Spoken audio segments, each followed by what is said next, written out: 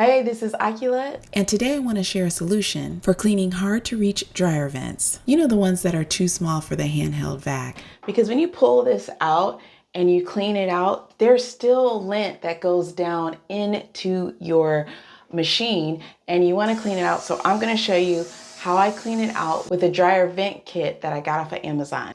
So these are the parts that it came with: directions, funnel, 2 ties. This is going to be the main part to clean, like the tube, and then a brush, and put this in here like this all the way down. And then we're going to put this part on our vacuum cleaner, and this is what we're going to stick down on the vent. So let's see how this works. We'll pull this out, and this is what we're trying to get into.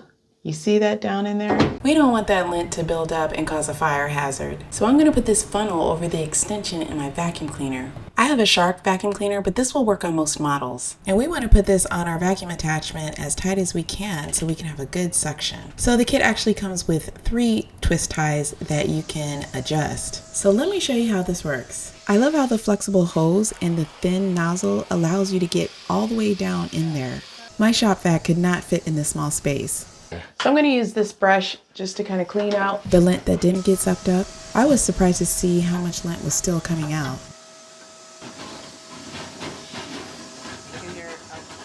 So there's more that came up. I cleaned off the brush with the hose and then used it on the pull-out vent. And I was really pleased at how it got all the dust around my dryer. I didn't know how much satisfaction this was going to give me. And I got you. The link is in the description. Brand new.